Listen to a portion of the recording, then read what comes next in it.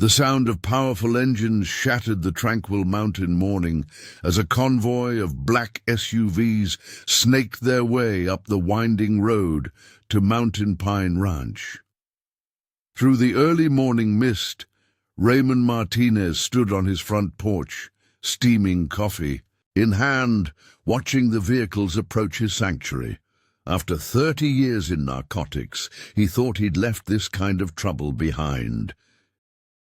Before we jump back in, tell us where you're tuning in from, and if this story touches you, make sure you're subscribed, because tomorrow I've saved something extra special for you.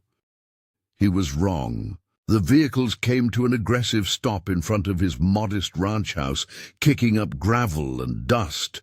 Raymond didn't flinch, didn't move a muscle. He simply took another sip of his coffee, his weathered face betraying no emotion as he watched. Men in expensive suits emerged from the vehicles. His trained eye counted 8 of them, noting their poorly concealed weapons beneath designer jackets. His rescue horses grazed peacefully in the nearby paddock, unaware of the tension building. In the crisp mountain air, Raymond had spent the past 5 years building this place, transforming it from a rundown property into a haven for retired police horses and veterans struggling with PTSD. The ranch's success in rehabilitation programs had earned him respect throughout the community, but it had also attracted unwanted attention. The apparent leader of the group, a man in his 40s, wearing an impeccably tailored grey suit, approached the porch. His snakeskin boots crunched on the gravel as he removed his sunglasses, revealing cold, calculating eyes. "Mr. Martinez," he called out, his voice carrying a hint of practiced charm. "I believe you received our offer last week." Raymond's mind flashed to the certified letter he'd burned in his fireplace, an unsolicited offer to buy his ranch for 3 times its market value. He'd known then what it meant. The cartels were moving north, looking for remote properties with good road access and plenty of space. His ranch, with its strategic location and extensive network of trails into the national forest, would make a perfect staging ground for their operations. "Not interested," Raymond replied, his voice carrying the quiet authority of someone who'd spent decades commanding respect on the streets. He took another deliberate sip of his coffee, using the moment to study their positions, noting their stances, identifying the most immediate threats. The leader's smile didn't waver, but his eyes hardened. "Mr. Martinez, surely a man of your experience understands the importance of cooperation. The offer is more than generous." He gestured to the pristine landscape around them. "This location is perfect for our needs, and we're prepared to be very reasonable." Raymond's gaze drifted to the horse paddock, where Sergeant, his oldest rescue, a former police horse who'd survived a cartel ambush that killed his partner, stood watch over the younger horses. The big bay's ears were pricked forward, sensing the tension. "This is a rehabilitation ranch," Raymond said firmly. "It's not for sale." The leader's facade cracked slightly, annoyance seeping through. He snapped his fingers, and 2 men moved toward the paddock, carrying red gasoline cans. "Perhaps we need to demonstrate the seriousness of our offer," he suggested, his voice dropping to a menacing tone. Raymond's hand tightened almost imperceptibly around his coffee mug. During his years in narcotics, he'd learned to read people, to sense when violence was imminent. These men expected to find a tired old cop, someone they could easily intimidate.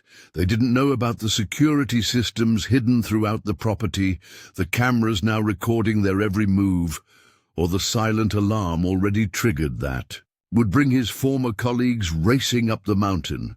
More importantly, they didn't know about the skills he'd acquired leading high-risk raids, the countless hours of tactical training, or the network of fellow officers who'd retired nearby. All of them experienced, all of them owing him favors, all of them just a phone call away. The men began dousing the fence posts with gasoline, the acrid smell cutting through the clean mountain air. Sergeant snorted nervously, moving to protect the younger horses. Raymond watched as the leader pulled out a silver lighter. Flicking, it opened with practiced ease. "Last chance, Mr. Martinez," the leader called out. "The next offer won't be so pleasant." Raymond finally set his coffee mug down on the porch railing, his movements unhurried and deliberate. "You boys ever work narcotics?" he asked casually, his voice carrying across the yard. The question seemed to catch them off guard. The leaders. Lighter paused mid-flick. "What?" "Narcotics division," Raymond clarified, his stance shifting subtly. "Because if you had, you'd know there's a difference between a beat cop who retired to the mountains." He let his gaze meet the leader's, allowing him to see what had been hidden until now. The cold, calculating focus of a man who'd spent his career hunting cartel operatives. And someone who spent 30 years taking down operations like yours. The leader's smile faltered as he recognized something in Raymond's eyes, something that made him take an involuntary step back. In that moment, the morning sun broke through the mountain mist, illuminating the ranch in harsh clarity. The leader's hand tightened on his lighter as he weighed his options. "You have 24 hours to reconsider," he finally said, trying to mask his unease with bravado. "After that, we can't guarantee the safety of your rehabilitation program." The men retreated to their vehicles, leaving behind puddles of gasoline soaking into the gravel. Raymond remained motionless on his porch, watching until their dust trail disappeared down the mountain road. Only then did he allow his carefully maintained composure to shift, his jaw tightening as he surveyed the damage. The morning silence returned, broken only by the nervous shuffling of horses in the paddock. Raymond walked down the porch steps, his boots crunching on gravel as he approached the gasoline-soaked fence posts. Sergeant, the old police horse, nickered softly in recognition, trotting over to the fence. Raymond reached out, patting the horse's strong neck, remembering the day he'd brought him home. "We've been through worse, haven't we, old friend?" he murmured, examining the nearest post. The gasoline had soaked deep into the wood, but the structure was still sound. His hand moved to a seemingly ordinary knot in the wood, pressing it slightly to reveal a hidden camera lens. He'd installed dozens of these across the property, a habit from his days running surveillance on cartel operations. Raymond pulled out his phone, dialing a familiar number. "Kate." "Yeah, it's Ray. We had visitors." He paused, listening. "No, nothing serious yet, but I need you to activate Protocol 3. Catherine Chen had been his tech specialist during his last 5 years on the force, and now, officially retired, she maintained his ranch's security systems. Send me everything from the last hour, full spectrum analysis." He ended the call and walked the perimeter of the paddock, checking each fence post. The horses watched him curiously, sensing his tension but trusting his calm demeanor. 5 years ago, when he'd bought this rundown property, people thought he was crazy. A retired narcotics officer starting a rehabilitation ranch for traumatized police horses and veterans. But he'd seen too many good officers and horses broken by violence, too many souls lost to the darkness they faced daily. The ranch had become more than just a retirement project. It was redemption, a way to heal some of the wounds he'd seen inflicted over his 3 decades in law enforcement. Every veteran who found peace here, every horse that learned to trust again, was a small victory against the violence he'd spent his career fighting. His phone buzzed. Surveillance footage from Kate. Raymond headed to his workshop, a converted barn that housed more than just horse tack and ranch equipment. The heavy door opened with a well-oiled silence, revealing a space that perfectly straddled his past and present lives. One half contained the expected tools of ranch maintenance: saddles, bridles, repair equipment. The other half concealed something else entirely. Raymond crossed to an ancient filing cabinet, its metal scratched and weathered. His fingers found the hidden catch, and a panel in the wall slid aside silently. The hidden room beyond was small, but efficiently organized. One wall held monitors, displaying feeds from cameras across the property. Another contained communications equipment that would make most police departments envious. But it was the third wall that held his attention now. A worn police badge in a shadow box caught the light. Narcotics Division, Special Operations Unit. Beneath it hung photographs, carefully preserved moments from his career. His original team standing proud after their first major bust. The task force he'd led against the Verde Cartel in '05. The ceremony where he'd received the Medal of Valor after the operation that had nearly killed him but had brought down one of the largest drug networks in the state. Raymond sat at the monitoring station, reviewing the footage Kate had sent. His trained eye caught details others might miss. The way the men moved, their weapons handling, the leaders' mannerisms. These weren't ordinary cartel thugs. Their operation had evolved since his days on the force, becoming more sophisticated, more corporate. But violence still lurked beneath their polished exterior. He switched to thermal imaging of their vehicles, high-end modifications, probably armored. Preparing and narrating this story took us a lot of time, so if you are enjoying it, subscribe to our channel. It means a lot to us. Now, back to the story. License plates traced to shell companies. Professional operation, well-funded. His fingers flew across the keyboard, accessing databases he technically shouldn't still have access to. Known associates, recent movements, property acquisitions. In the area, a pattern emerged, confirming his suspicions. The cartel was establishing a new route, using legitimate businesses as cover. His ranch was the missing piece they needed. A soft knock interrupted his analysis. "Come in, Sarah," he called out, recognizing his daughter's pattern. The door opened, and Sarah Martinez stepped in, still in her police uniform.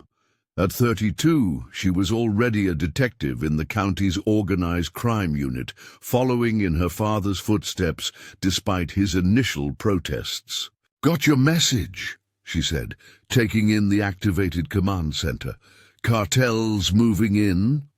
Her hand unconsciously touched her service weapon, a gesture Raymond recognized from his own days on the force. "They made an offer this morning.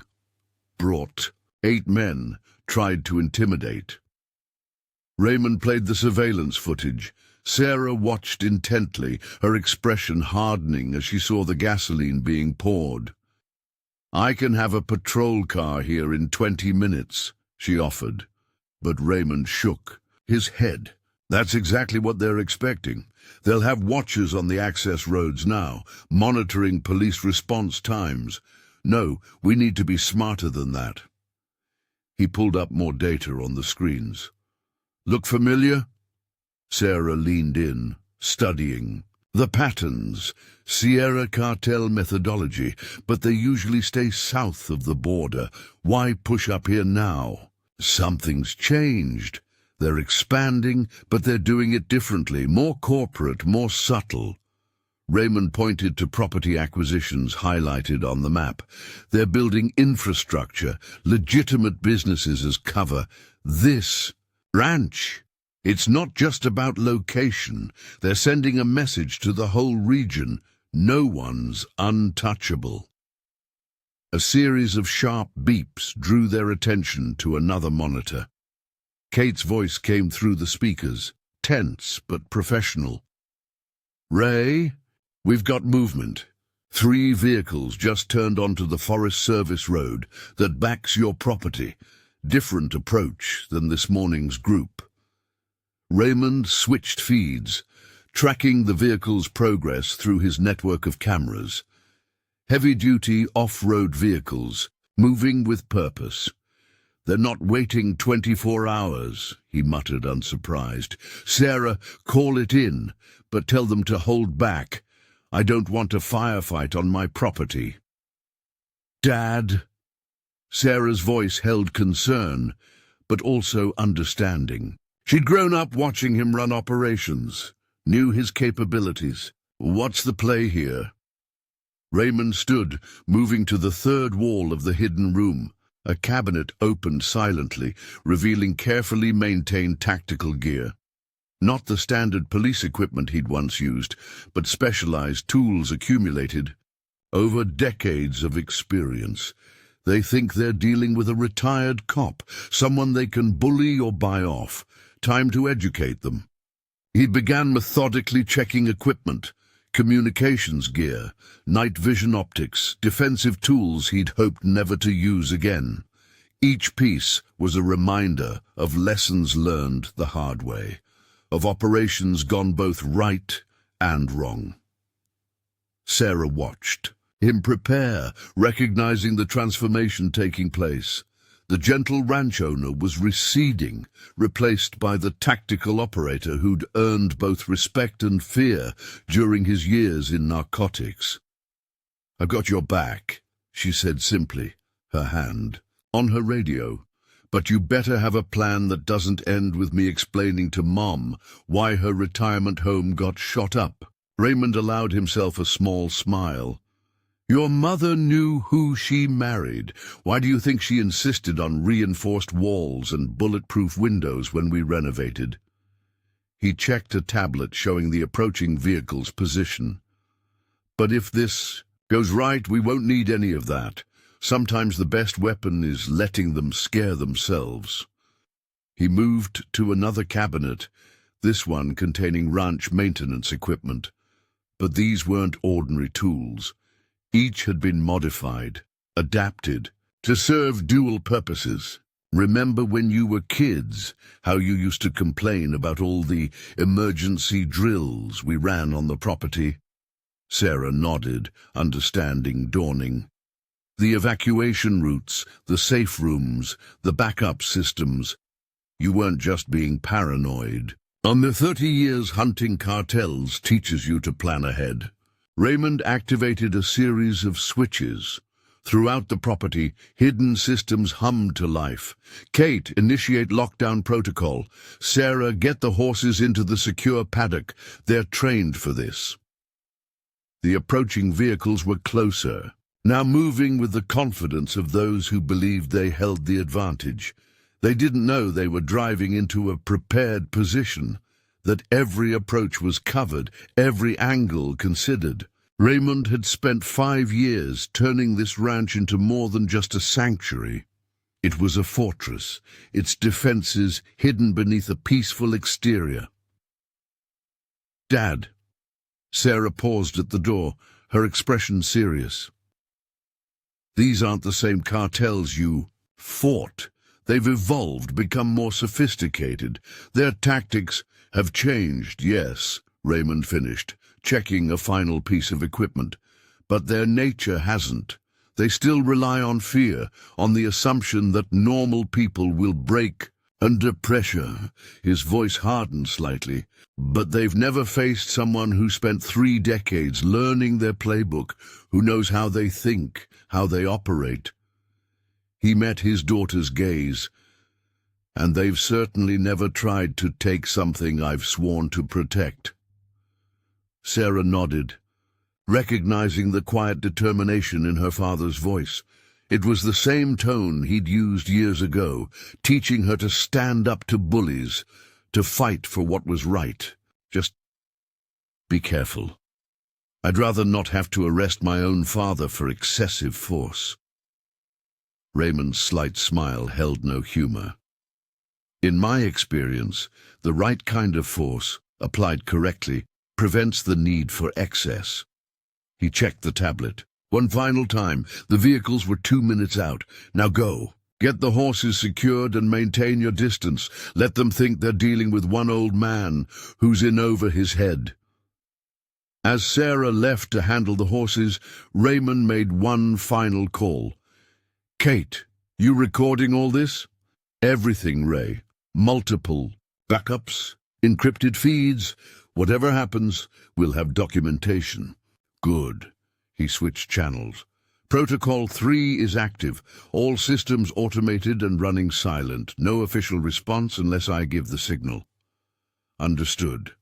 But Ray, be careful. These guys, their pattern analysis suggests military training. They're not street thugs. Neither am I.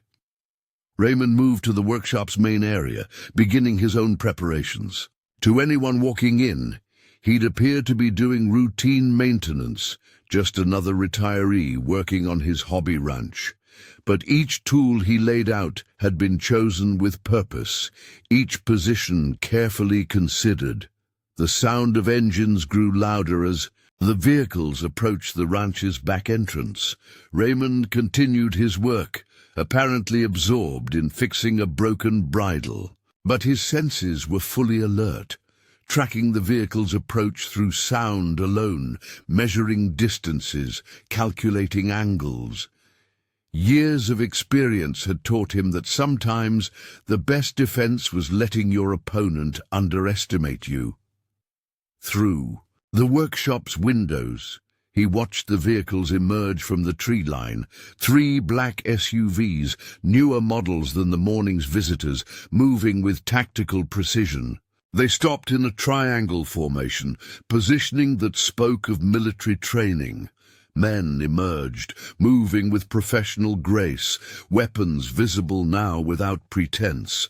Raymond counted 12 men, noting their equipment, their formation, the way they moved. These weren't cartel soldiers playing at being professionals. These were trained operators, probably ex-military hired for their skills. The cartel was evolving indeed, but so had he. He continued working on the bridle, his movements unhurried, giving no indication that he'd noticed their arrival. Let them make the first move. Let them think they held the advantage. After all, what could one retired cop do against 12 trained operators?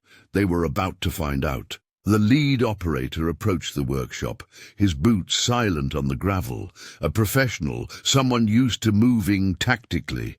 2 men flanked him at textbook angles, weapons held low but ready. The others established a perimeter with practiced efficiency. Raymond noted their positions without looking up from his work, his hands steady on the bridle leather. "Mr. Martinez!" the leader called out, his voice carrying the clipped tones of military command. "We need to have a conversation about this morning's misunderstanding." Raymond set down his tools carefully, arranging them in a specific pattern on his workbench. Each placement was deliberate, creating a setup he'd practiced countless times. "Seems pretty clear to me," he replied, keeping his voice casual. "I said no, twice now." Through the workshop's windows, he could see Sarah efficiently moving the horses to the secure paddock. Sergeant, the old police horse, helped guide the younger animals, demonstrating the training that had once made him an exceptional mount for mounted patrol. The secure paddock looked like any other corral, but its fences contained reinforced cores, and its gate system could withstand a vehicle impact. "The situation has changed," the leader stated, moving into the workshop with controlled confidence. Up close, Raymond could see the telltale signs. The way he scanned the room, the subtle scars on his knuckles, the watchful eyes of a predator. Ex-Special Forces, probably private military contractor now. "My employers are concerned about your reluctance." Raymond turned slowly, purposefully keeping his hands visible. Years of experience had taught him the value of appearing cooperative, right up until the moment you weren't. "This is a rehabilitation ranch," he explained, as if talking to a particularly slow student. "We work with veterans, help them heal. Not interested in changing that." The leader's smile didn't reach his eyes. "Admirable work, but ultimately irrelevant. This location has been chosen. The price is non-negotiable. The only variable is how cooperative you choose to be." He gestured to his men. "We can do this professionally, or we can do this another way." Two operators moved to the horse tack, beginning to pull expensive saddles and equipment onto the floor. Another pair headed toward the ranch house, where Sarah had parked her police cruiser. Raymond watched them through the window, noting their movement patterns, confirming his earlier assessment. These men were well-trained, probably had combat experience. But they were used to operating in war zones, against military targets. A ranch was different terrain entirely. "Those saddles are worth more than you're being paid for this job," Raymond commented mildly, though his mind was calculating distances, angles, timing. His hidden security systems were tracking every movement, building a comprehensive tactical picture that Kate monitored from her remote position. The leader stepped closer, invading Raymond's personal space, a classic intimidation tactic. "You've got quite a reputation, Mr. Martinez. 30 years narcotics, specialized operations, impressive arrest record. But that was a long time ago. Worlds changed. Cartels have changed." "Have they?" Raymond met the man's gaze steadily. "Still using fear, still thinking money solves everything, still underestimating what people will do to protect what's theirs." A commotion outside drew their attention. One of the operators had approached Sarah's cruiser, only to find himself facing her service weapon. "Step back from the vehicle," she commanded, her stance perfect, her voice carrying the authority of her badge. "This is private property. You're trespassing." The leader's expression hardened. "Your daughter's quite dedicated, but she should be careful. Accidents happen to police officers all the time." Raymond's demeanor shifted subtly. The careful facade of the retired rancher cracked, allowing a glimpse of something else, something cold and calculating that made the leader take an involuntary step back. "That sounded like a threat against a police officer," Raymond said quietly. "In my experience, that never ends well for the person making it. Just stating facts." The leader recovered quickly, but his hand had moved closer to his weapon. "Like the fact that this property will belong to my employers by the end of the week. The only question is whether anyone gets hurt in the process." Outside, Sarah maintained her position, her weapon trained on the operators near her cruiser. More men moved to surround her, but she didn't waver. She was her father's daughter, after all. Raymond had taught her well. "Last chance, Mr. Martinez," the leader announced. "We can still do this professionally, or—" He let the threat hang in the air. Raymond's response was interrupted by the sound of approaching vehicles. Multiple engines moving fast up the mountain road. The operators tensed, their training evident in their immediate response to a potential threat. The leader's radio crackled with urgent updates from his perimeter team. "County Sheriff's Department," Sarah called out, a slight smile playing at her lips. "Seems someone reported suspicious vehicles heading up to a retired officer's ranch. Response time's pretty quick when it's one of our own." The leader's expression darkened. "This changes nothing. We'll be back." He signaled his men, who began a tactical withdrawal to their vehicles. Their movement was precise, coordinated, covering each other as they retreated.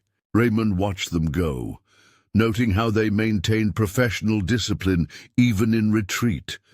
These weren't men who would be easily discouraged. The leader paused at his vehicle, turning back to fix Raymond with a cold stare. "You're only making this harder on yourself, old man. Nobody refuses the Sierra Cartel twice."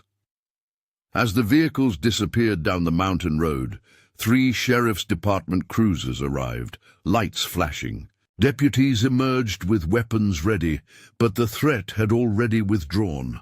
Sarah holstered her weapon, moving to brief her colleagues. Raymond remained in his workshop, his mind already processing what had happened, analyzing patterns, identifying weaknesses. The leader had been right about one thing. The cartels had changed. They'd evolved, adapted, learned to operate in the shadows between legitimate business and organized crime. But some things remained constant. Their reliance on fear, their assumption that everyone had a breaking point. They didn't understand that some people had already faced their breaking point, had pushed through it, had emerged stronger. Raymond moved to his workbench, activating a hidden panel that revealed a sophisticated communications setup. "Kate, you got all that?" Every second, her voice came through clearly. "Facial recognition is running on all subjects. Preliminary matches suggest private military contractors, probably ex-Delta or similar. They're serious, Ray." "They always are," he replied, watching as deputies began documenting evidence around the property. "Run deep background on their vehicles, known associates, property holdings. They'll have a pattern. They always do." Sarah entered the workshop, her professional demeanor dropping slightly, now that it was just family. "Dad, this is escalating faster than we anticipated. Let me put a protective detail on the ranch." Raymond shook his head. "That's exactly what they want, to force a police response, to make this official. No, we play this smart." He pulled up satellite imagery on a hidden screen, showing the surrounding mountains. "They'll be watching now, learning our patterns, looking for weaknesses, so we give them what they expect to see." A vulnerable target, Sarah realized, understanding her father's strategy. "But Dad, these aren't street thugs. Their leader, the way he moved, his tactical awareness." "I noticed," Raymond confirmed. "Ex-military, probably special operations. The cartel's hiring professionals now, trying to look legitimate, but that's their weakness. They're trained for direct confrontation, for overwhelming force. They don't understand this kind of terrain, this kind of warfare." He moved to a map of the ranch property, pointing out key locations. "Your mother didn't choose this location just for the view. Every approach is controlled, every angle covered. We've got sensors throughout the national forest, cameras on every trail. More importantly, we've got something they don't." "What's that?" Raymond's smile held no humor. 30 years of watching cartels operate. They always follow patterns, even when they think they're being unpredictable. And right now, they're following a classic escalation sequence.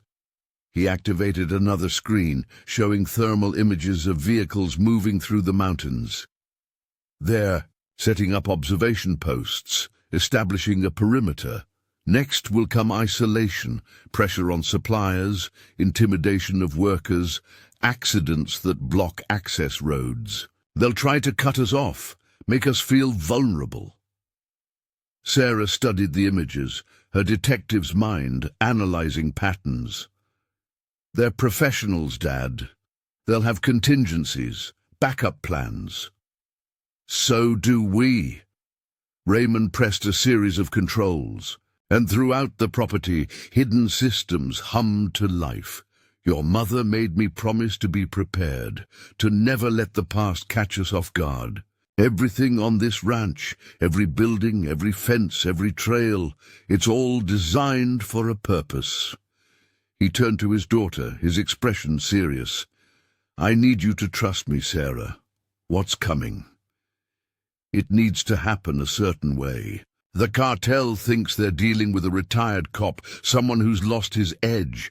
Let them think that. Let them get confident. Sarah recognized the look in her father's eyes, the same expression he'd worn during major operations, when all the pieces were falling into place.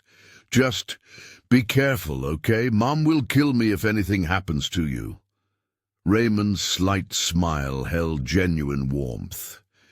Your mother knew who she married. Why do you think she insisted on all those security upgrades?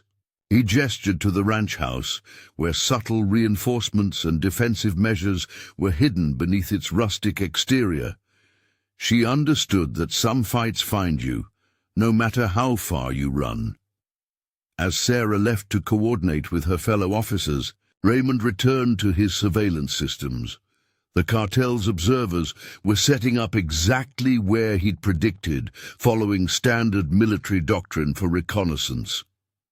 They thought they were being clever, professional, unpredictable.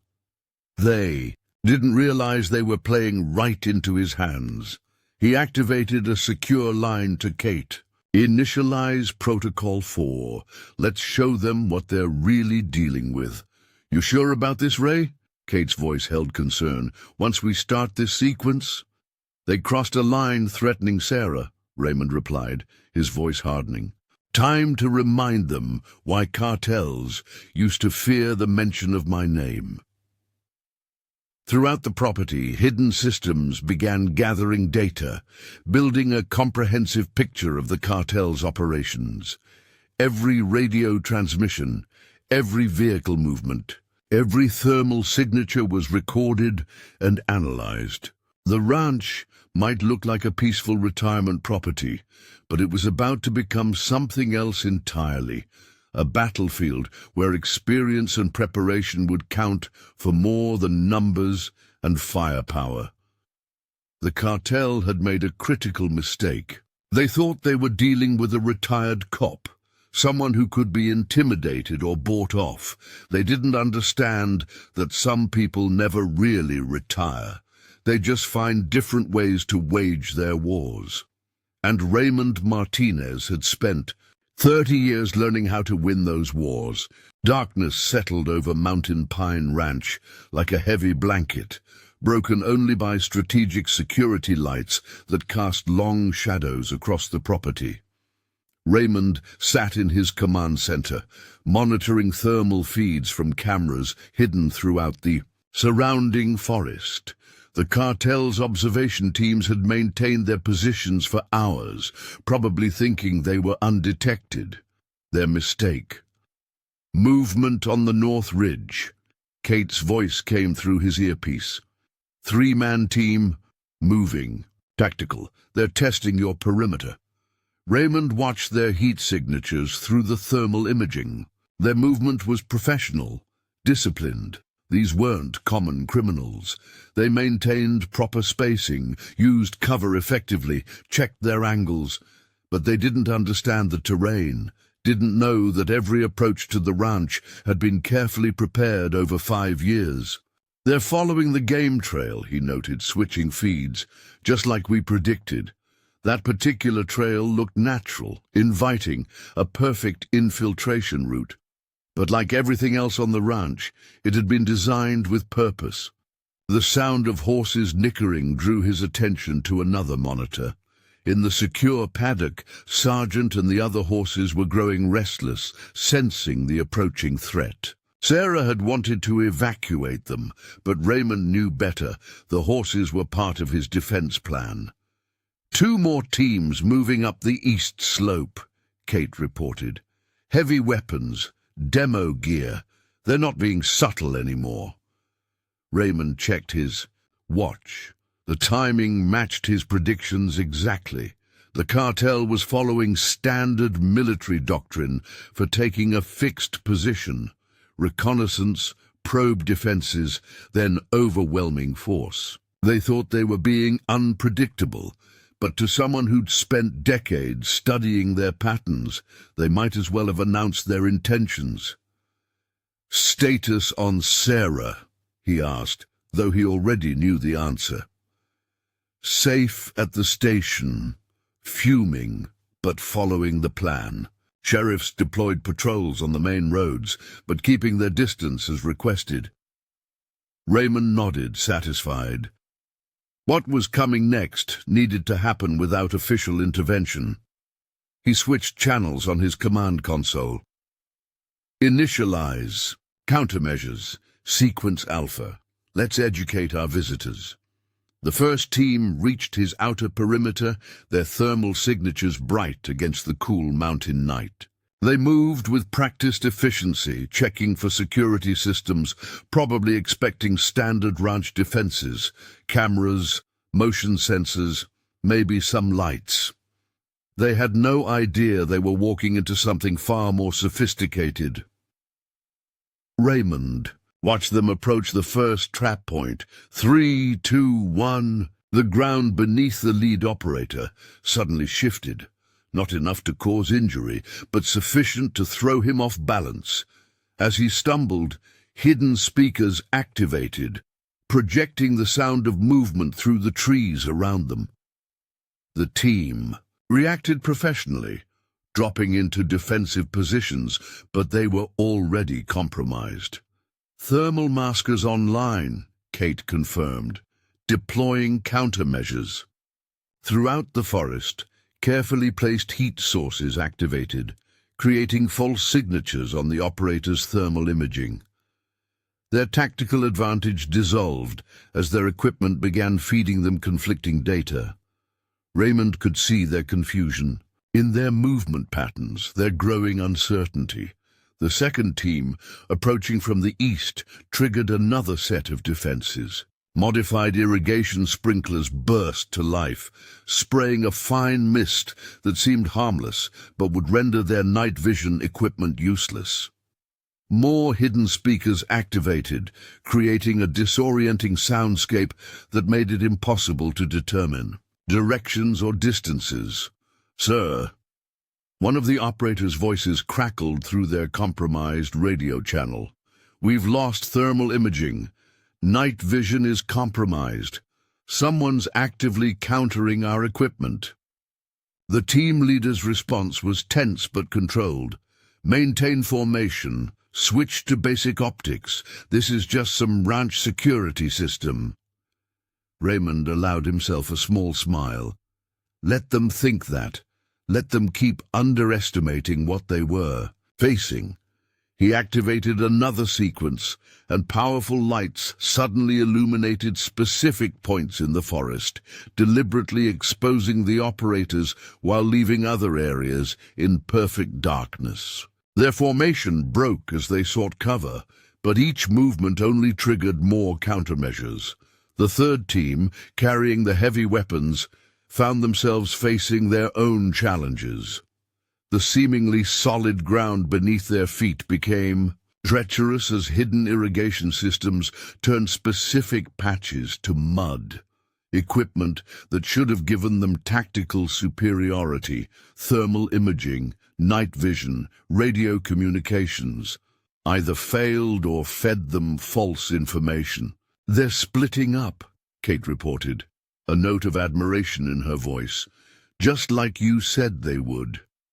Raymond watched as the teams separated, each trying to find a way through his defenses. They were well trained, adapting to the loss of their technical advantages, falling back on basic infantry tactics.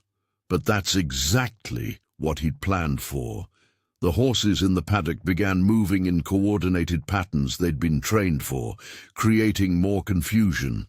To the operator's thermal imaging, the heat signatures would appear as multiple targets moving through the property. More hidden speakers activated, projecting the sounds of movement, voices, equipment being moved, all carefully calculated, to create the impression of a much larger defensive force. "They're calling for backup," Kate announced. "3 more vehicles approaching from the South Road." "Right on schedule," Raymond confirmed. He'd spent decades learning cartel responses, understanding how they escalated situations. Each move they made now was predictable to someone who knew their playbook. The new vehicles arrived at the ranch's main entrance, disgorging more operators. But they'd lost the initiative, lost the element of surprise. More importantly, they'd lost their confidence in their equipment and intelligence. Raymond activated his ranch-wide communication system, his voice projecting from multiple locations simultaneously. "Gentlemen," he called out, letting decades of command experience fill his tone. "I see retirement hasn't improved the Sierra Cartel's tactical planning." The operators froze momentarily, trying to locate the source of the voice. Raymond continued, his words seeming to come from everywhere and nowhere. "You have exactly 60 seconds to withdraw. After that, things become significantly less pleasant." He watched their heat signatures cluster, reorganizing, trying to establish a defensive position. Their leader's voice crackled through their compromised radio channel. "We have you surrounded, old man. Your tricks won't save you." Raymond's response was to activate another sequence of countermeasures. The ranch's main security lights cut out suddenly, plunging the property into absolute darkness. The operator's night vision equipment, already compromised, was useless. In the secure paddock, the horses began moving in complex patterns, their hoofbeats echoing through the night. 50 seconds, Raymond announced, his voice now seeming to come from directly behind several of the operators. They spun, weapons ready, but found only shadows. "I should mention that everything happening right now is being recorded. Multiple feeds, multiple locations. Evidence has a way of surviving, doesn't it?" The operators began a fighting retreat, maintaining professional discipline despite their confusion. Their leader's voice betrayed growing frustration. "You can't hold out forever, Martinez. We'll be back with better equipment, better intel." 40 seconds, Raymond replied calmly. "And you assume I'm holding out? That this is a defensive action?" He triggered more pre-positioned speakers, creating the impression of movement all around the operators. "Maybe you should ask yourselves, what if this is exactly where I want you to be?" The reaction was immediate. The operators' training kicked in, recognizing the signs of an ambush. They began pulling back with greater urgency, but each route of retreat presented new challenges. Hidden obstacles appeared in their path, more lights activated at disorienting angles, and their communications continued to deteriorate. 30 seconds. Raymond's voice continued, now seeming to track individual operators as they moved. "You know my reputation. You've read my file. Did you really think I spent the last 5 years just training horses?" The cartel teams were professional enough to maintain their composure, but their withdrawal was becoming less organized. Each step seemed to trigger new countermeasures. Each piece of equipment they relied on became another source of confusion. 20 seconds. Fun fact about retired cops: we tend to stay in touch, compare notes, share information. More lights activated, revealing glimpses of tactical equipment positioned around the property. Your employer's recent property acquisitions, for example, the shell companies, the new transport routes, all very interesting reading. The operators quickened their pace, no longer trying to maintain tactical positioning. Their leader's voice crackled through their failing communications. "Fall back, full withdrawal, rally point Alpha." 10 seconds, Raymond announced. "Oh, and those thermal signatures you've been tracking? The ones you thought were my defensive positions?" He activated the final sequence of his countermeasures. Dozens of heat sources revealed themselves across the property, creating a dazzling display of false targets. Maybe check your equipment when you get back. Seems unreliable. The cartel teams broke into a full retreat, their professional demeanor cracking as years of training came up against something they hadn't been prepared for. They'd come expecting to find a retired cop with some basic security systems. Instead, they'd encountered a carefully prepared battle space where every piece of technology they relied on became a liability. As the operators piled into their vehicles and sped away, Raymond maintained his surveillance. They'd regroup, analyze what had happened, try to understand how their intelligence had failed so completely. But they'd be back. Cartels always came back. And when they did, they'd find something else entirely waiting for them. All teams have cleared the perimeter, Kate reported. No casualties, no property damage beyond the planned parameters. Recording everything for evidence. Raymond began powering down his countermeasures, restoring normal security protocols. They'll analyze every second of this, try to figure out what they were really facing. Let them. Sometimes the best weapon is letting your enemy's imagination work against them. He switched his view to the secure paddock, where the horses had already returned to their normal patterns. Sergeant stood watch at the fence, alert but calm, demonstrating the training that had once made him an exceptional police mount. Like Raymond, he understood that sometimes the best victories were the ones where no shots needed to be fired. Kate, send the full recording to Sarah. They'll be planning their next move, and she needs to know what to watch for. Raymond began, reviewing the night's events, analyzing patterns, identifying potential improvements. The cartel had shown their hand, their tactics, their equipment, their response patterns. Each piece of information would be valuable in what was to come, because this had only been the first test, a probing action to assess his defenses. The real assault would come later, after they'd analyzed their failure, after they'd convinced themselves they understood what they were facing. They would return with better equipment, better tactics, more men, but they still wouldn't understand what they were really facing. A man who'd spent 30 years learning their methods, who'd turned his retirement into an elaborate preparation for exactly this kind of confrontation. The cartel thought they were dealing with a retired cop defending his ranch.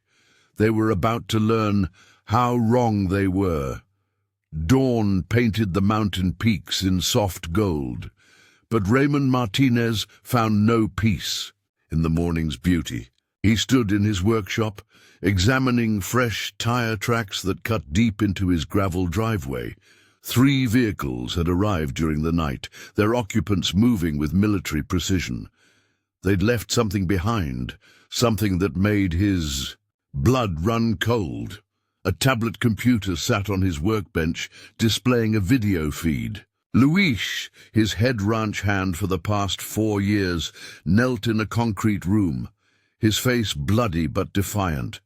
Behind him stood masked figures, their weapons trained with professional discipline. The message was clear. The cartel was done playing games. "You have 6 hours, Mr. Martinez," a digitally altered voice narrated. "The property deed, signed and notarized, delivered to the coordinates we provide, or we start sending Luis back in pieces." Raymond's hand tightened on the workbench, his knuckles white with controlled rage. Luis wasn't just an employee. He was family. A former Marine who'd found healing at the ranch, working with the horses, helping other veterans rebuild their lives. The cartel had just made their first serious mistake. "Dad!" Sarah's voice came from the doorway. She was still in her tactical uniform, having come straight from her shift. Her face hardened as she saw the video playing. "When?" 3 hours ago. Raymond's voice was calm, controlled, but Sarah recognized the tone. It was the same voice he'd used during major operations, when things were about to get extremely dangerous. They took him from his home. Professional job, no witnesses. Sarah moved to the surveillance feeds, checking camera positions. "I can have SWAT ready in 20 minutes. The task force—" "No." Raymond straightened, moving to the hidden room behind the workshop. "This isn't a police matter anymore. They've made it personal." The wall panel slid aside, revealing his command. "Center." But this time, he moved past the computers to another cabinet, one he hadn't opened in years. "Dad, you can't handle this alone. These aren't street thugs. The way they took Luis, their operational security, we're dealing with ex-military contractors." Raymond's hands moved over the cabinet's surface, finding hidden catches. "You're right, they're professionals." The cabinet opened silently, revealing carefully maintained equipment that spoke of decades in law enforcement's darkest corners. "That's why we're going to give them exactly what they expect." He began removing items with practiced efficiency. Tactical gear that put standard police equipment to shame, communication devices that looked military but had been extensively modified, weapons that blended old-school reliability with cutting-edge technology. "They took Luis because they think it gives them leverage," Raymond continued, his movements precise as he checked each piece of gear. "They believe they're dealing with a retired cop who's in over his head, someone who'll break when faced with a friend's life in danger." Sarah watched her father transform, the peaceful rancher falling away to reveal something else, the legendary narcotics operator who'd haunted cartel nightmares for 3 decades. "What's the play?" "They'll be expecting a rescue attempt." Raymond activated his command console, bringing up detailed maps of the area. "Their psychological profile suggests they'll anticipate emotional response, poor planning, desperate tactics, so that's exactly what we'll give them." Kate's voice came through the speakers, tense but professional.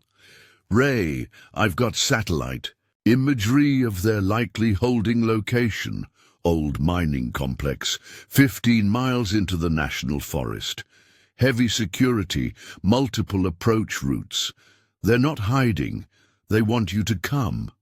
"Of course they do." Raymond studied the imagery, his mind already formulating plans within plans. "Because they think they understand what they're dealing with. Time to educate them." He turned to Sarah, his expression serious. "I need you to trust me. What happens next? It needs to look certain way." Sarah recognized the look in her father's eyes. It was the same expression he'd worn during his most successful operations, when he turned his opponent's expectations against them. "What do you need?" Official response. By the book. Visible police presence. Negotiators. The whole show. Make it look like we're following procedure. He checked his watch. "They'll be watching, counting on us to play it straight." "That's their second mistake." "And their first?" Sarah asked, though she already knew the answer. "Taking one of our own." Raymond's voice carried absolute certainty. "You don't survive 30 years hunting cartels without learning one crucial lesson.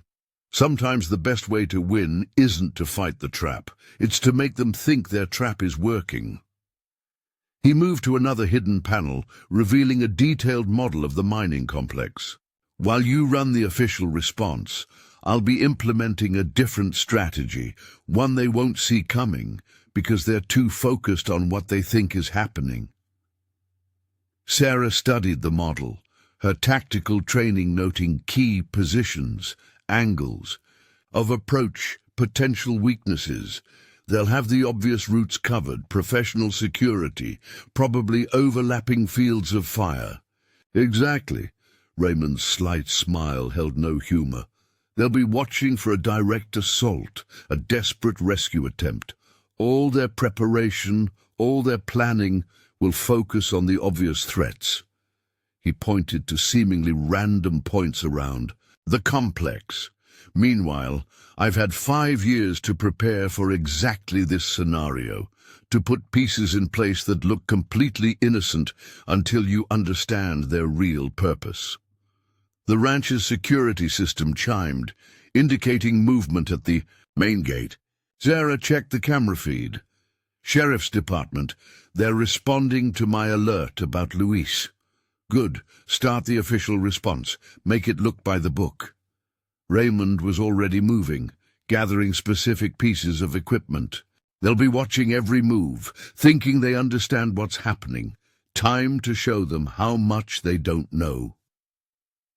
As Sarah left to coordinate with local law enforcement, Raymond activated a secure line to Kate. Initialize Protocol 5. Full spectrum, all assets. You sure about this, Ray? Kate's voice held concern. Once we start this sequence... They crossed a line, Kate, taking Luis, threatening his life. They think it gives them control of the situation. Time to show them how wrong they are. Throughout the property, hidden systems hummed to life. Equipment that looked like standard ranch machinery began transmitting data on multiple frequencies. Cameras concealed in trees and rocks activated, building a comprehensive tactical picture of everything moving within 5 miles. Raymond moved to the stable, where Sergeant watched him with alert eyes.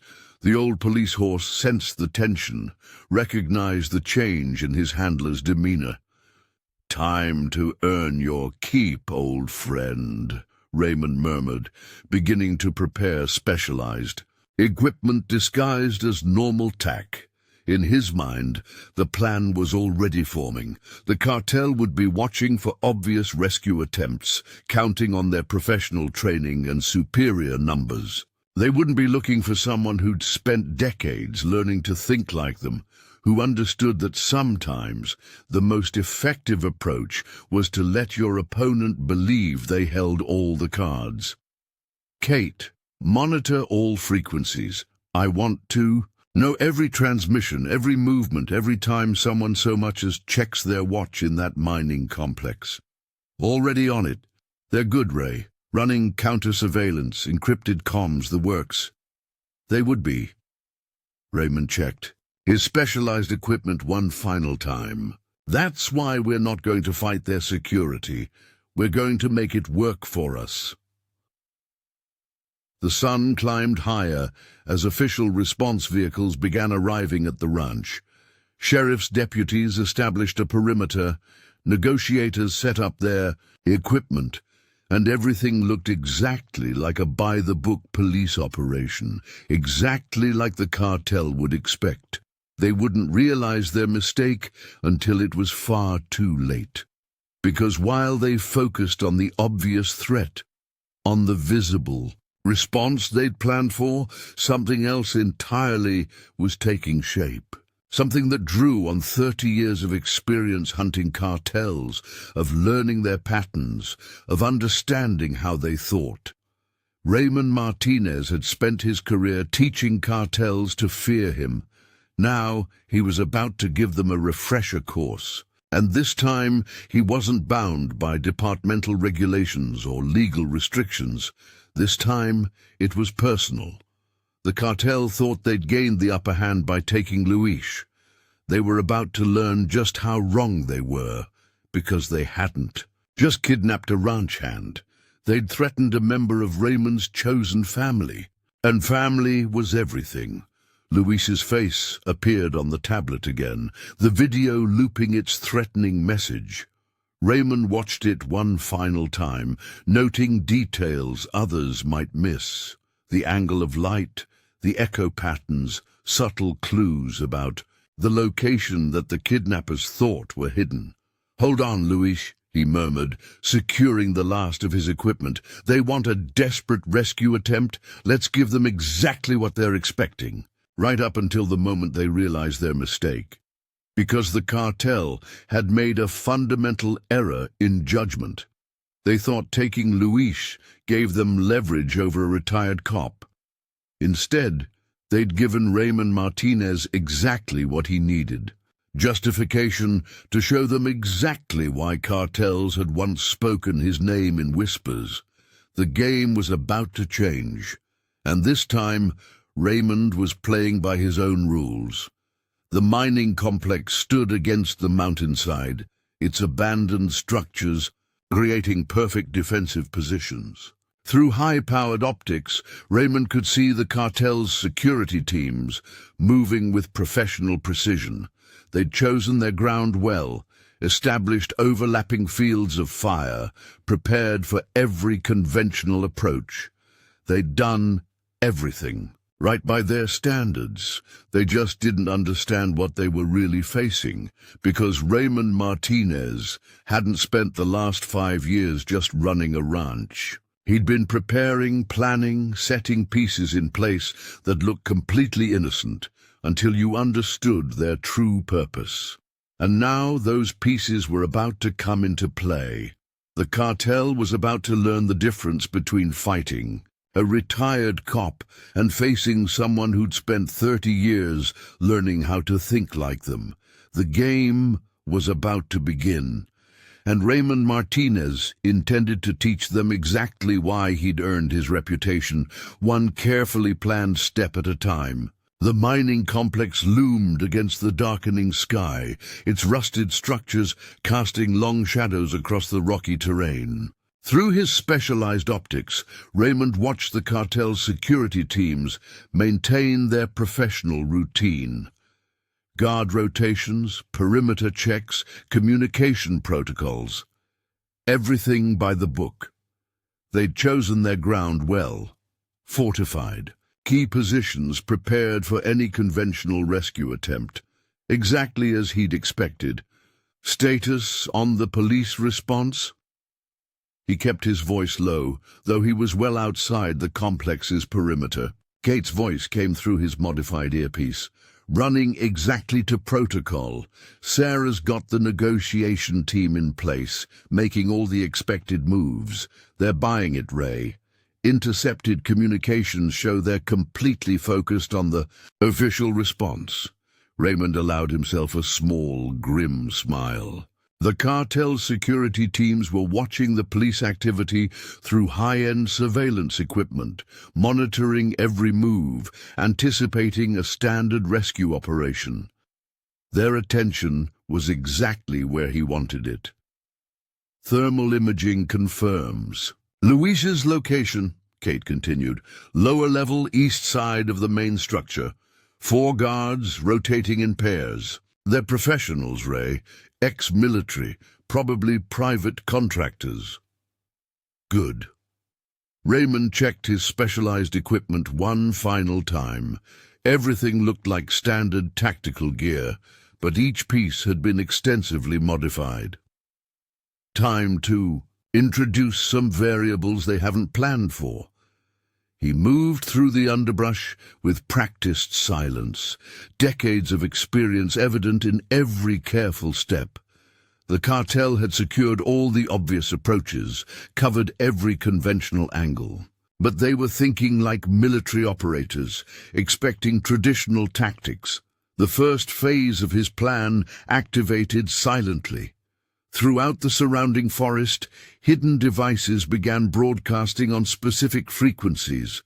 Nothing obvious, just subtle interference that would slowly degrade their communications. Not enough to raise immediate alarms, but sufficient to create small uncertainties, tiny gaps in their security net.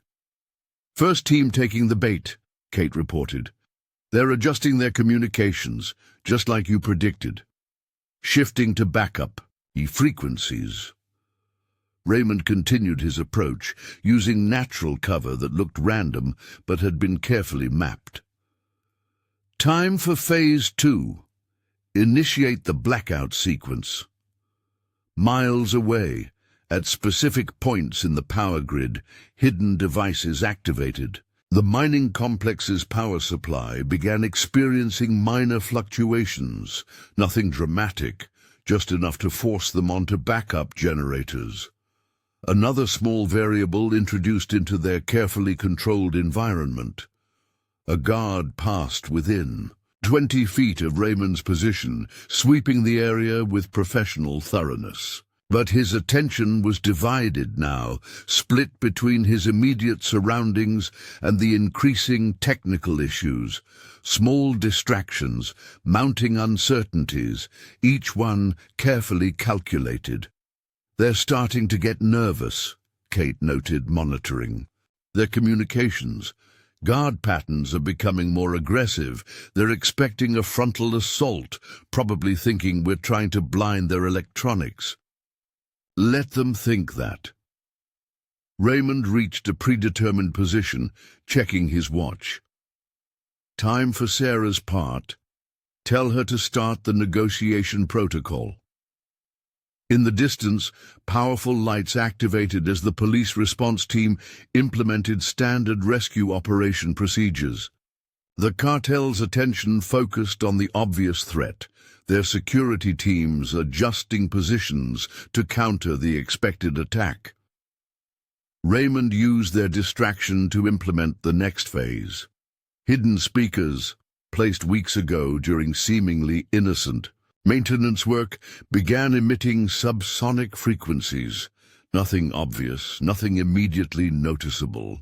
But the human mind responded to such frequencies on a subconscious level, creating unease, uncertainty, the nagging feeling that something wasn't quite right. "Their commanders requesting status reports every 5 minutes now," Kate informed him. "They're getting rattled, Ray. The combination of technical issues and psychological pressure is working." Raymond moved closer, using their own security patterns against them. They were professional enough to maintain discipline, but their growing unease made their movements more predictable. They checked the obvious threats more frequently, paid less attention to seemingly secure areas. 4 minutes until the next guard rotation," Kate warned. "They're doubling up patrols now, expecting trouble from the direction of the police response." "Perfect." Raymond reached another predetermined position. "Initiate sonic sequence alpha." More hidden devices activated, these producing specific sound frequencies that interfered with inner ear balance. Again, nothing dramatic, just enough to create physical discomfort, to make the guards question their own senses. The cartel's security teams were well-trained, experienced in counterinsurgency operations, but they were used to fighting enemies they could see, threats they could quantify. They weren't prepared for an opponent who turned their own professionalism against them, who used their training and expectations as weapons. "Commanders ordering a full security sweep," Kate reported. "They're convinced we're about to make a move from the north, where the police are concentrated." Raymond checked his specialized equipment one final time. Everything was in place. Now, each piece of his plan building on the others. The cartel's security teams were focused entirely on the obvious threat, their attention drawn exactly where he wanted it. "Time for the main event," he murmured. "Initiate Protocol 7. Throughout the area, hidden systems activated simultaneously. The mining complex's power grid failed completely, forcing them onto backup generators. Communications experienced massive interference across all frequencies, and the subsonic emitters increased their output, creating genuine physical discomfort. The effect was immediate. The cartel's professional security teams maintained their discipline, but their formation became more defensive. They clustered around key positions, expecting an assault from the direction of the police presence. Instead, Raymond implemented his real plan. While their attention was focused outward, dealing with the cascading technical issues and psychological pressure, He moved through their perimeter using routes they'd dismissed as impossible. Their own security measures, their professional protocols, became predictable weaknesses. They're completely focused on the northern approach, Kate confirmed. Southern access point is minimally guarded now. Just like you predicted. They're too well trained to abandon their posts, so they're concentrating force where they expect the threat. Raymond reached the mining complex's southern wall, where old maintenance access points had been sealed years ago. But he'd studied the building's original plans, understood its construction. What looked like solid concrete contained hidden weaknesses, structural gaps that appeared random unless you knew their true purpose. He placed specialized charges at precise points, not explosives, but devices that would vibrate at specific frequencies. When activated, they would create the impression of structural instability, of the old building shifting on its foundations. Guards are reporting increased equipment failures, Kate updated him. Night vision is compromised. Communications are degrading across all frequencies. They're switching to direct visual contact, just like you wanted. Raymond checked his position one final time. Everything was prepared now, each element of his plan in place. The cartel's security teams were professional, well-equipped, highly trained, but they were about to learn that sometimes the most dangerous opponent wasn't the one you could see coming. "Begin final sequence," he ordered quietly.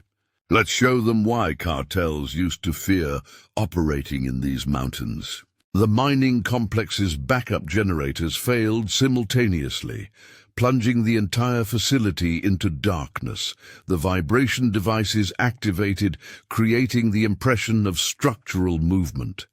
And throughout the area, hidden speakers began broadcasting. Carefully calculated sounds, footsteps, equipment movement, tactical communications, creating the impression of a large-scale assault from multiple directions. The cartel's security teams reacted with professional discipline, maintaining formation, establishing defensive positions, but they were defending against a threat that didn't exist, focusing their attention exactly where Raymond wanted it. Because, while they prepared for a frontal assault, for the kind of rescue attempt their training had taught them to expect, Raymond Martinez was implementing a very different strategy, one that drew on 30 years of experience hunting cartels, of learning their patterns, of understanding how they thought. The real rescue was about to begin, and the cartel was about to learn why Raymond Martinez's name had once been spoken in whispers among their kind. Time to show them exactly what they were really facing. The first phase of his actual rescue plan was already in motion, using their own security measures, their own professional training against them. Because sometimes the most effective weapon wasn't force, it was making your opponent defeat themselves. The cartel was about to learn that lesson the hard way. In the heart of the mining complex, the cartel's command center buzzed with tense activity. The security team leader, a former Special Forces operator named Richards, studied multiple monitors, showing deteriorating situations across their perimeter. Everything that could go wrong was going wrong in ways that defied professional explanation. "Status report," he barked into his failing radio, frustration evident in his clipped tones. Static answered, then broken fragments of responses from his teams. "North sector. Increased activity. Police units moving into..." The transmission dissolved into white noise. Richards slammed his fist on the command console. Nothing about this situation made sense. What had started as a simple intimidation operation was rapidly evolving into something else entirely. Their intelligence had indicated a straightforward target, a retired cop turned rancher operating a rehabilitation facility for veterans and police horses. The kind of soft target that should have folded under pressure. Instead, they found themselves facing cascading equipment failures, deteriorating tactical conditions, and a growing sense that something was very wrong. "Sir!" One of his communications specialists called out, his voice tense. "We've lost contact with teams 3 and 4.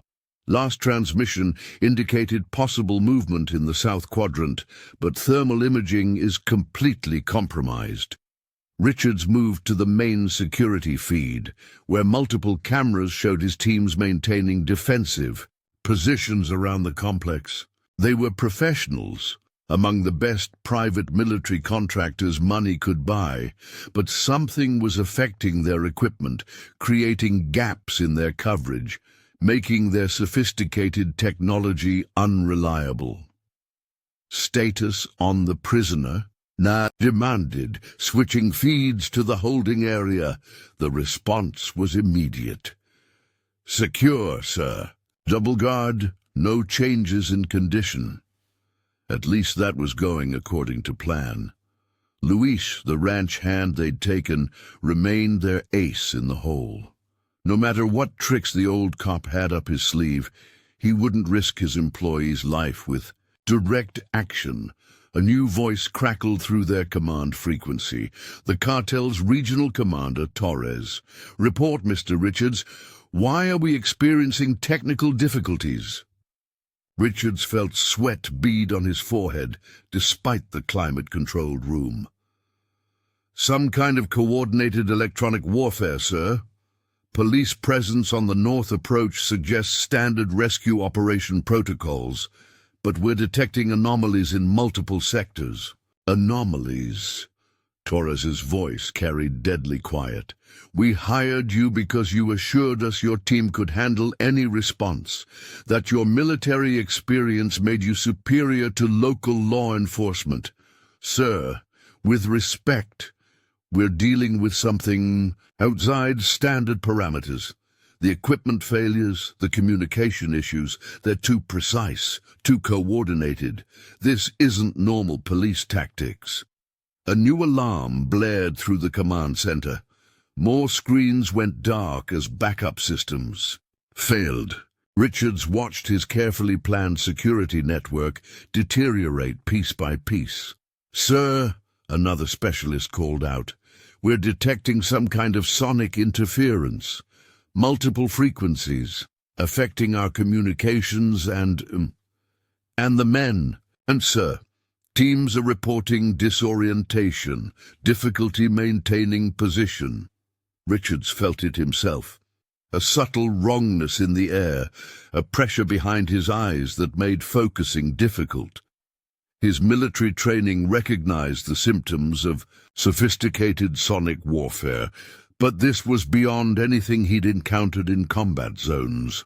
"Who are we really dealing with?" Torres demanded.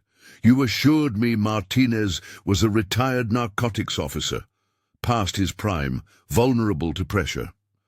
Richard studied the surveillance feeds that still functioned, noting how his team's formations had shifted, becoming more defensive.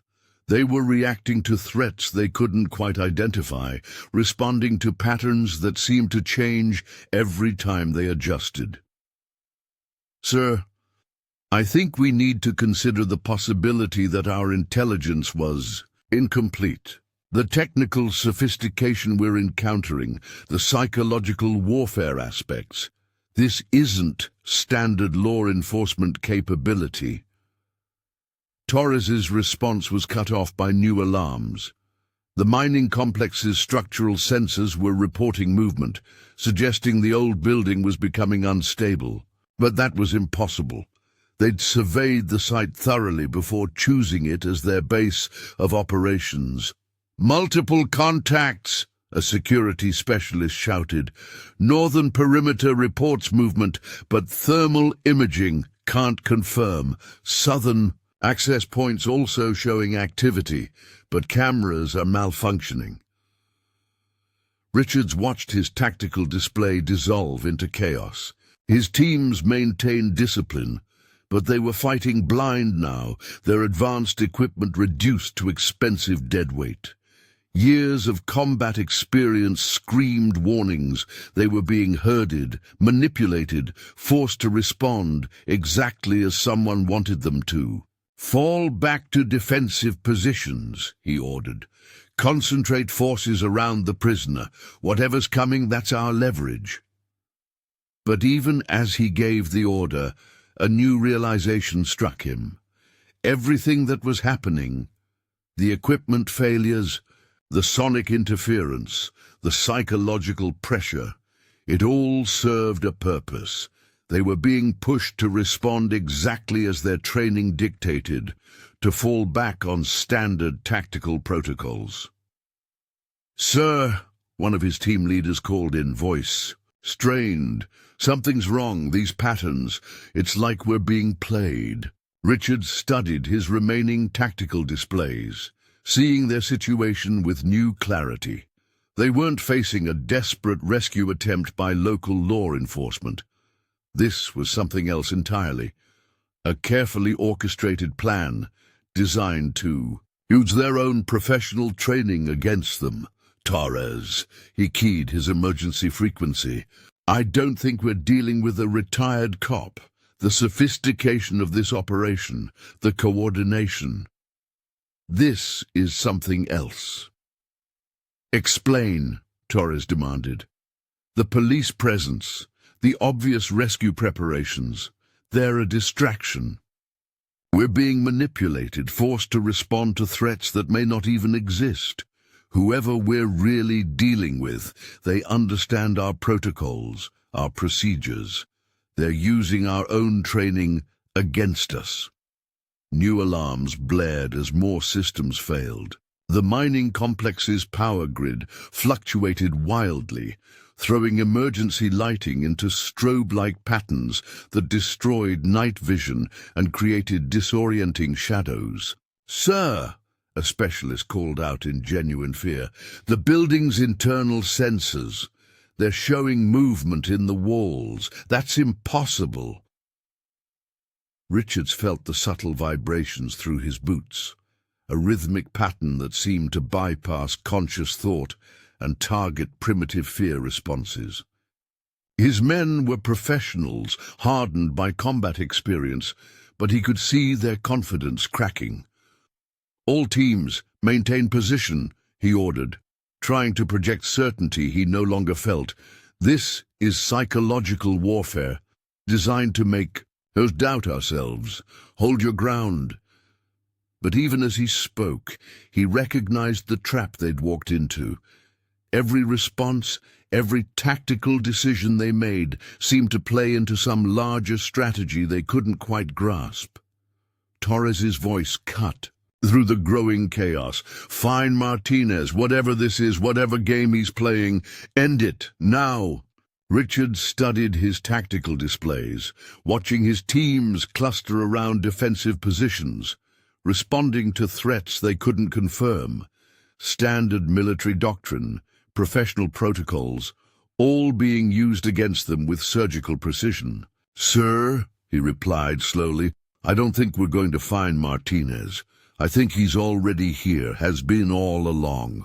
We just couldn't see it because we were too focused on what we expected to find."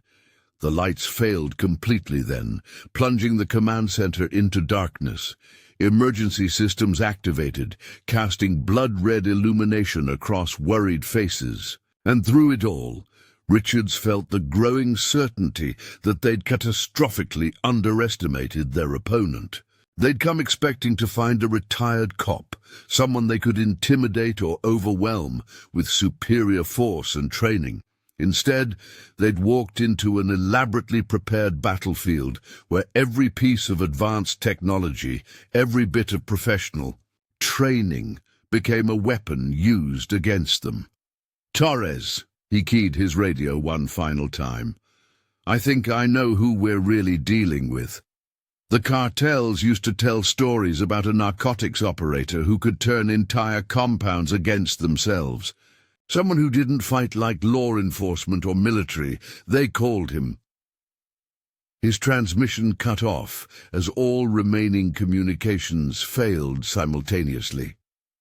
Throughout the mining complex, his teams found themselves isolated, surrounded by threats they couldn't quite identify, responding to patterns that seemed to shift every time they adjusted. And somewhere in the darkness, Raymond Martinez began implementing the next phase of his plan. Because the cartel had made a critical error in judgment. They thought they were dealing with a retired cop playing at being a rancher. They were about to learn just how wrong they were. The real battle was about to begin, and this time Raymond Martinez wasn't bound by department regulations or legal restrictions. This time, it was personal. Torres stared at his silent radio, feeling control of the situation slip away. Everything about this operation had gone wrong in ways that defied normal tactical analysis. And now, watching his expensive security team dissolve into chaos, he began to understand the magnitude of their mistake. They hadn't just threatened a retired cop. They'd awakened something else entirely, something that knew their playbook better than they did, that turned their own strengths into weaknesses with surgical precision. The battle for the mining complex was about to enter its final phase, and the cartel was about to learn why Raymond Martinez's name had once made them tremble. The mining complex had descended into controlled chaos, exactly as Raymond Martinez had planned. Through his specialized optics, he watched the cartel's security teams cluster around defensive positions, responding to threats that existed only in their minds. Everything was falling into place, each piece of his strategy working precisely as intended.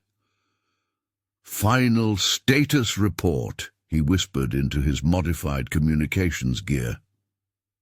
Kate's voice came through clearly, though all other frequencies in the area were compromised. "They're exactly where you want them, Ray. Command center is isolated, teams are fragmented, and their equipment is practically useless. They're running scared." Raymond moved through the darkness with practiced silence, decades of experience evident in every calculated step.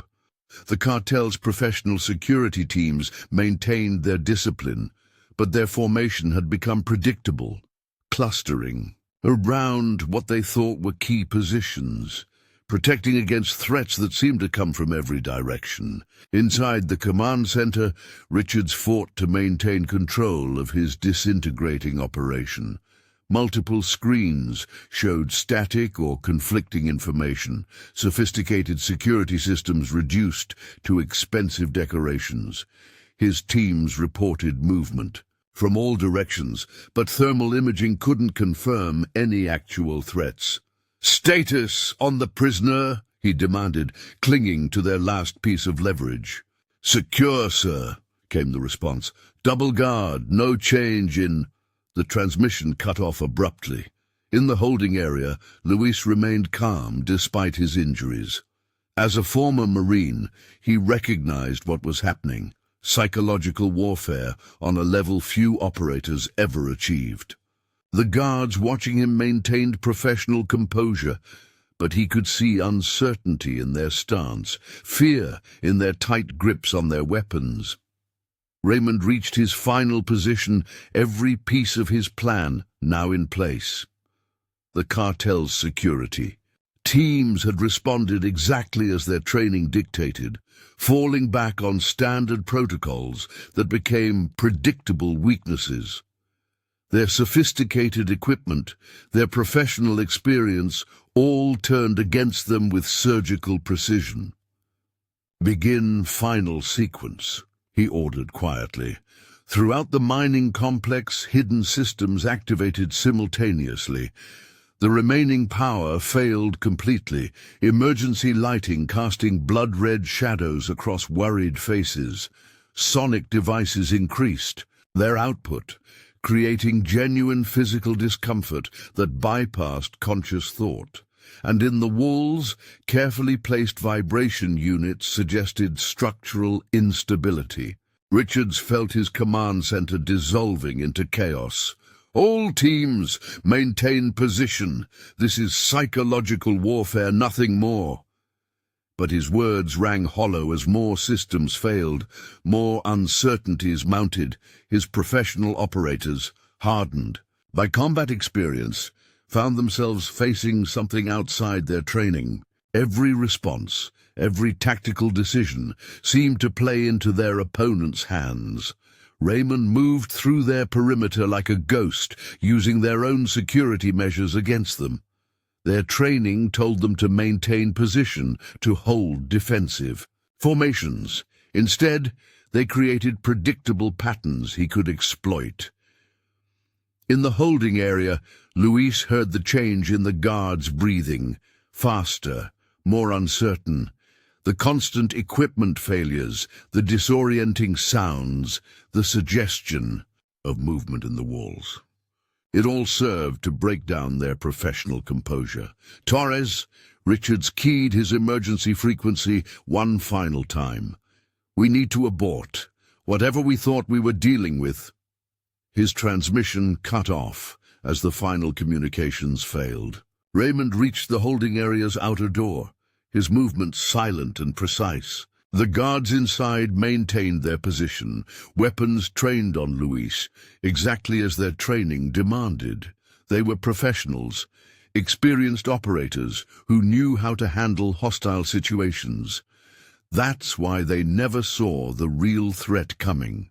The first guard went down silently, precision strikes targeting nerve clusters, Raymond's technique refined by decades of experience.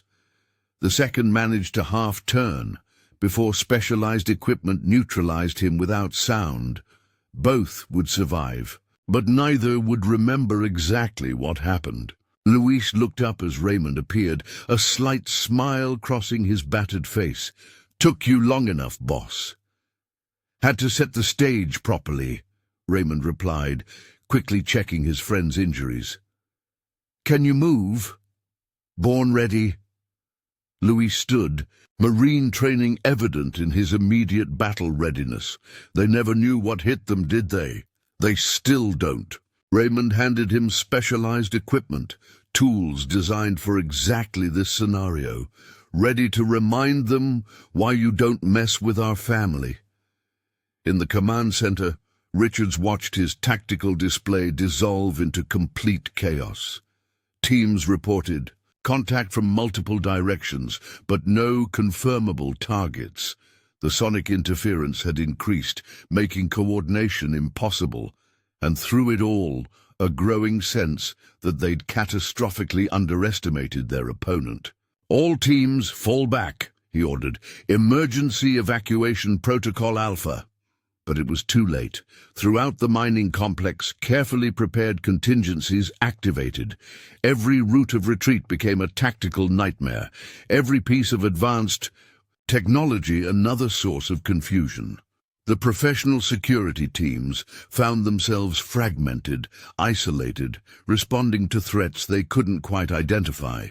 Raymond and Luis moved through the complex like ghosts, their movements coordinated by decades of experience. The cartel's security teams were professionals, trained for direct combat. They weren't prepared for opponents who turned their own protocols against them, who used their training as a weapon.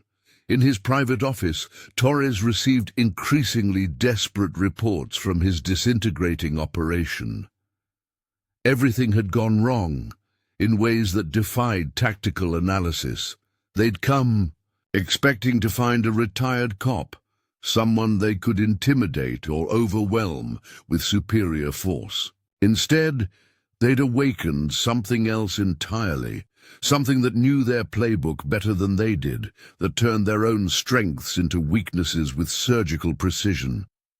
The end came not with gunfire or explosions, but with quiet precision, Team by team, the cartel's professional operators found themselves neutralized, not killed, but disabled with technical and tactical superiority that bordered on supernatural. Raymond and Luis reached the command center as the final systems failed.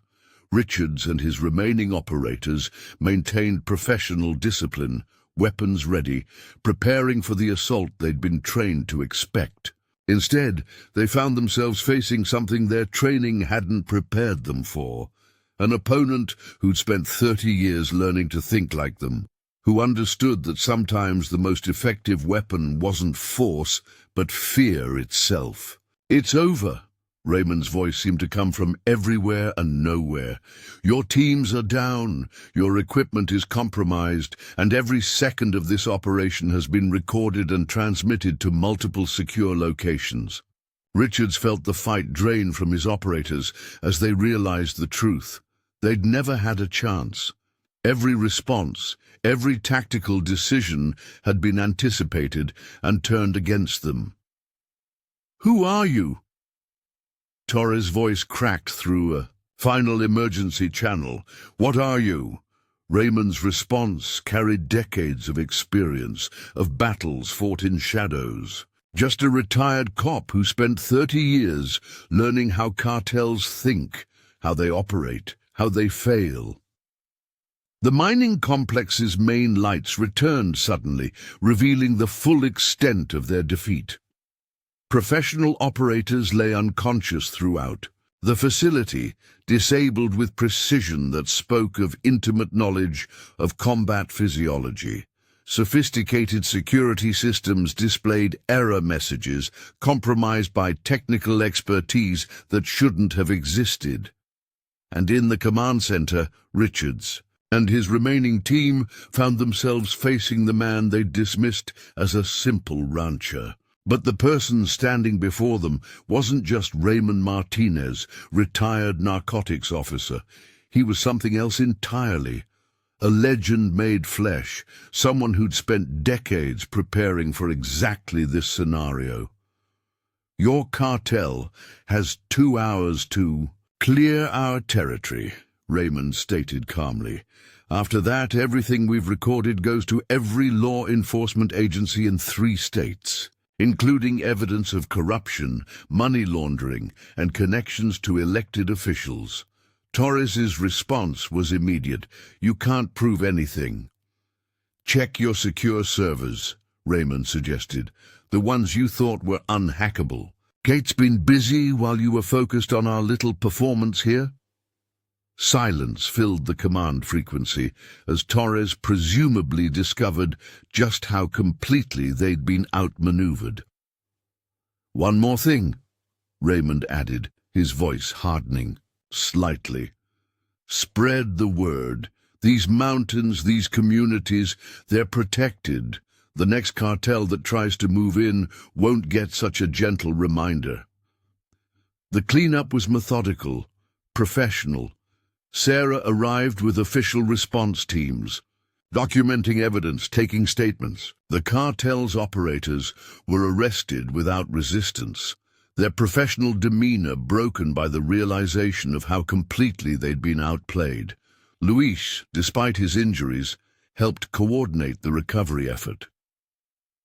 "You knew, didn't you?" he asked Raymond quietly. "Knew they'd target me, try to use me as leverage." Raymond watched as police vehicles transported the last of the prisoners. "Knew they'd follow their playbook. Cartels always target what they think is a weakness." He smiled slightly. "They never understand that sometimes what looks like vulnerability is actually a strength." In the days that followed, the cartel's operation collapsed completely. Evidence gathered during the raid exposed corruption throughout their network. Politicians resigned, judges faced investigations, and their carefully constructed infrastructure crumbled. Mountain Pine Ranch returned to its peaceful routine. Horses grazed in sunlit paddocks, veterans found healing in daily work, and the community grew stronger for having faced the threat together. But something had changed. Word spread through. Criminal networks. Stories of a retired cop who turned an entire cartel operation against itself, who defeated professional military contractors using their own tactics.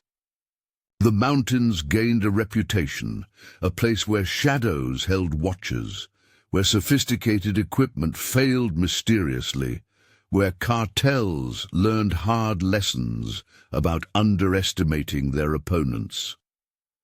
Raymond Martinez returned to his quiet life, training horses, helping veterans heal, but he maintained his preparations, his hidden systems, his network of watchers, because he understood something the cartel had failed to grasp. Sometimes the most effective deterrent wasn't violence or force, but the certainty that crossing certain lines carried consequences. Sarah visited often, bringing updates on the ongoing investigations. The cartels pulling out of the entire region, she reported one evening. Your reputation's spreading. They're calling you the ghost of the mountains now. Raymond smiled, watching Sergeant guide new horses through their training. Good. Maybe the next group will think twice before threatening our family. Luis, recovered from his injuries, approached with fresh coffee. You know they'll try again eventually. Different cartel, different tactics, same old story. Let them try. Raymond's voice carried absolute certainty. These mountains have new guardians now, and we'll be ready. The sun set over mountain. Pine Ranch, painting the peaks in golden light. In his workshop, Raymond maintained his equipment, checked his systems, prepared for threats that might never come, because he understood something the cartel had learned too late. Sometimes the most dangerous opponent isn't the one who fights with force, but the one who turns your own strength against you. The mountains had their protector, and Raymond. Martinez would ensure they remained safe, one carefully planned step at a time. Up next, you've got two more standout stories right on your screen. If this one hit the mark, you won't want to pass these up. Just click and check them out. And don't forget to subscribe and turn on the notification bell so you don't miss any upload from us.